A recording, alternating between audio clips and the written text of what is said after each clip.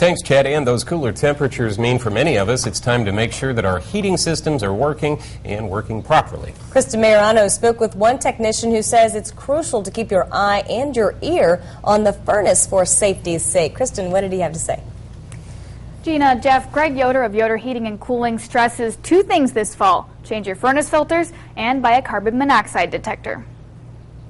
It's a $40 item, in your life worth that. Yoder Heating and Cooling owner Greg Yoder says that $40 detector is the only way to detect a colorless, odorless gas that can be deadly. He says carbon monoxide leaks are caused when there are problems with the heat exchange box in your furnace, leaking out the dangerous compound into the air. They'll notice the flames going off and on, or lighting back up, or short cycling. That's tattletale. Yoder says if you notice your furnace restarting several times before your home heats up, or not heating your home as well as it should, that could be a sign that something's wrong. He says you should also be on the lookout for parts on the machine that are hot when they usually aren't, and one way to make sure your home doesn't end up in flames is something that only takes a few minutes and a couple of bucks. The air filters are cheap, and we've got in some, especially rental properties, that no one maintained it, and I've seen them that they hadn't been changed in 2 or 3 years. Yoder says most modern furnaces have mechanisms that shut the machine off if the filter is too dirty,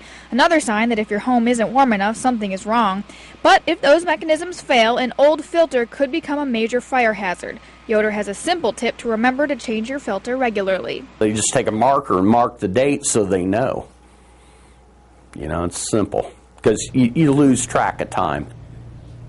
Yoder says most homes should change the furnace filter a few times a year. Lafayette Fire Inspector Dave Thomas says the city has been lucky in recent years to have very few furnace-related fires, but Yoder says that's all the more reason to make sure everything is in working order. Kristen Mayorano, News Channel 18.